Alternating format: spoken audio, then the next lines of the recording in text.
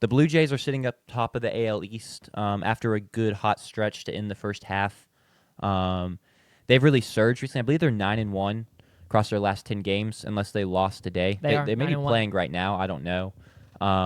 But anyway, they're really hot right now. A bit of a career resurgence from George Springer. His OPS is like 870 something right now. After a bad couple years there, Alejandro Kirk behind the plate has been big. Their pitching staff, as it has been these past couple years, has really contributed well. And their like kind of surge has really coincided with the Yankees scuffle. The Yankees were up in this division by like 6 games at one point. They are 3-7 in their last 10. They've just not been playing good ball. Their defense hasn't been good. Hitters haven't been performing. But the defense has just kind of been yeesh. So Yankees fans are panicking a little bit.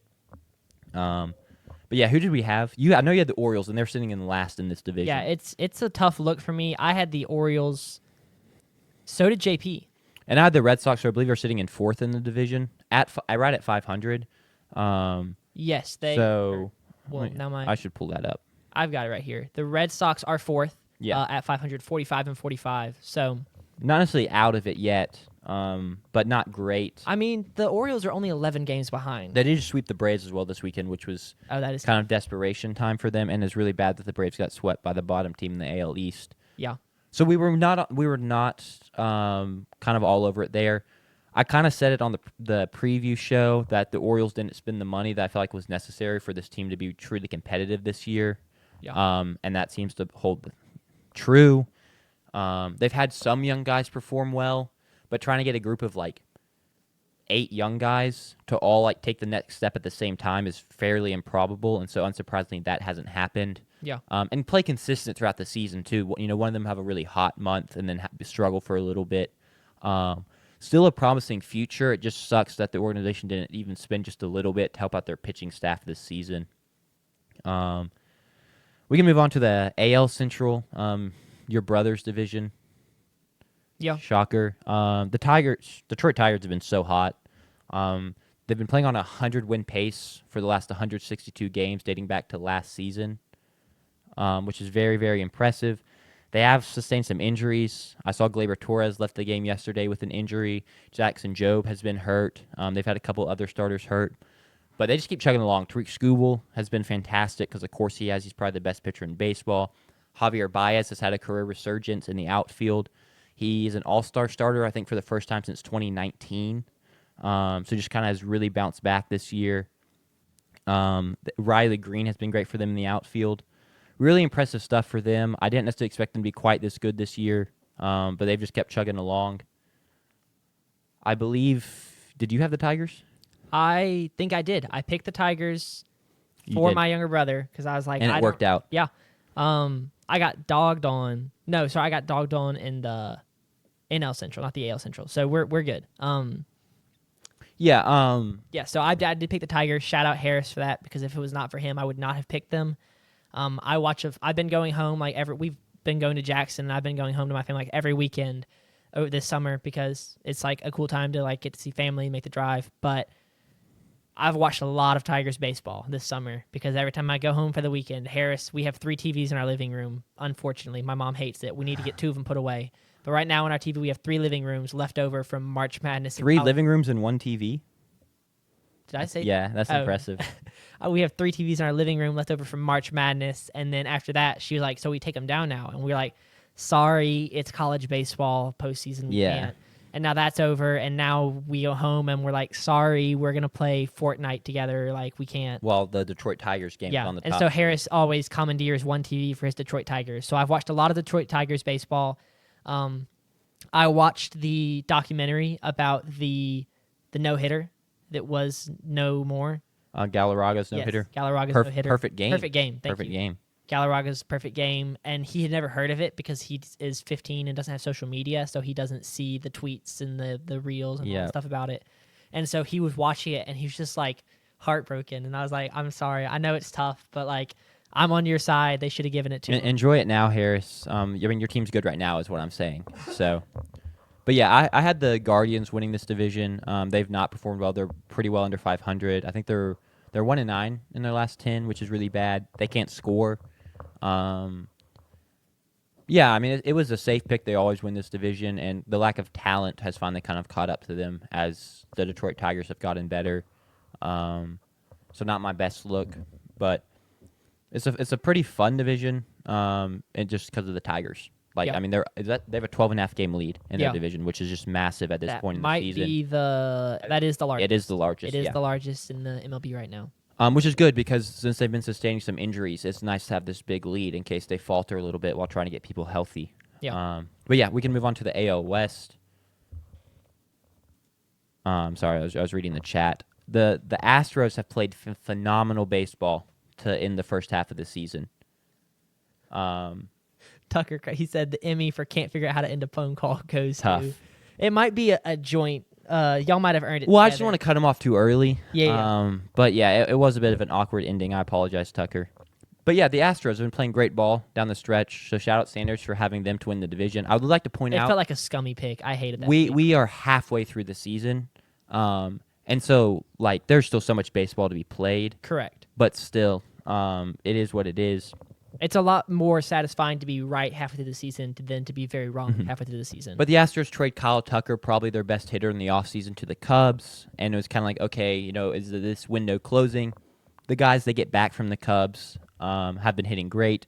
Cam Smith was drafted in the first round of the draft last year, and is currently boasting an OPS well over 800, or like right around 800. I apologize. Isaac Paredes has been great. Altuve's been cooking. Their pitching staff in kind of Astros fashion. Not necessarily always the biggest names these past couple years, but they find guys to get through innings and put up solid stats and put them in position to win games. They currently are on the road this last weekend to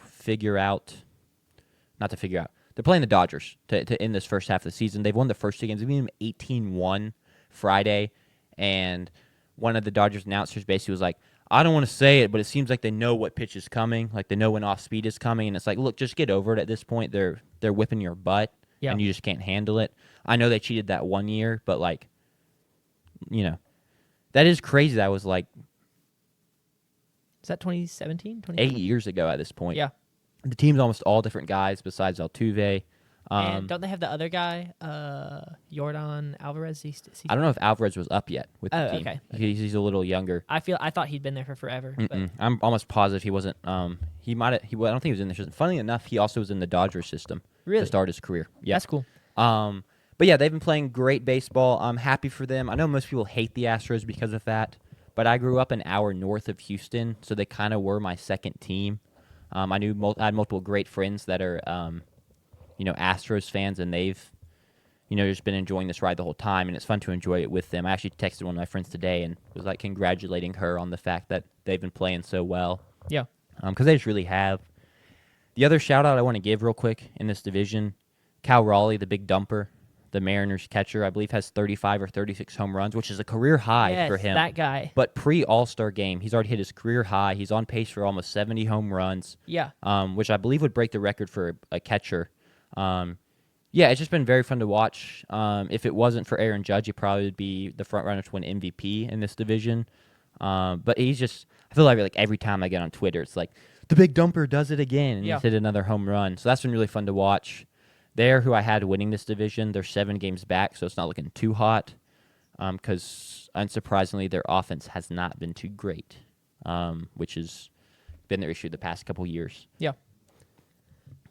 Before we move on, I want to run back to the AL East just because our most active chat, Sven, pointed out that the only team he follows is the Rays with Jake Mangum. It's been really fun to see Jake Mangum finally get his chance and kind of, I would say, rise up to the occasion. He was started this. I don't know where he's batting right now, but he was hitting over 300. He's still sitting a little bit above 300. Yeah, which is kind of right where he needs to be to stick in the major league as a guy who's not really going to hit home runs. He hit his first home run, and then he hit a in the park home run, like an actual one. I don't think it was any errors. So Yes. that was pretty cool to see. So it's been really fun to see him finally get a chance and get it done. Another weird thing from the AL East is for some reason Vladimir Guerrero Jr. was in my mind the other day, and it feels to me like he's been playing for 15 years. And I looked him up, and he is 23, I believe, 26. He's 26. And I was just like, wow, I feel like this guy has been playing like my entire life. He came up around the same time as guys like Acuna and Soto and stuff like that. Yeah. So Was considered to be better than a lot of those guys too. To be honest, as Yeah. a prospect, has been good, hasn't panned out to that level. We have a chat from Creed Anderson. Altuve didn't cheat, right? He did. Now he said, and I don't know how much I believe, but he basically said like we should stop. Like this actually isn't helping us that much. Like we don't need it. But I mean, he was in the dugout. I'm pretty sure he. It's one of the things too of like even if he didn't necessarily use it to his advantage, he was still around it and complicit in it because he didn't report it. Which I get, like you want to report on your own team, but it's Yeah. like it's a team cheating scandal. He was on the team. yeah. He can't just like shirk any of the responsibility for it. You go down as a team. Yeah. 303 is Mangan's batting average, which sounds about right. It has been fun to watch. It's a little worrisome because for a guy like him to make it in the MLB, he has to hit at such a high level because he has no power. Yeah. So it's like his margin for error is so small. Yeah. But props to him. He because, does also, I will say, he does bring his defense is very good. Yeah. When we talk about center field, I don't think he's playing center field. I could be wrong. But talk about outfielders with range. I think he moves around, but he's got very good range for an outfielder. For sure. And then just his speed on the bases. He does bring a lot. He does need to stick around that 300 plus mark. Like he probably cannot drop below because of his lack of power.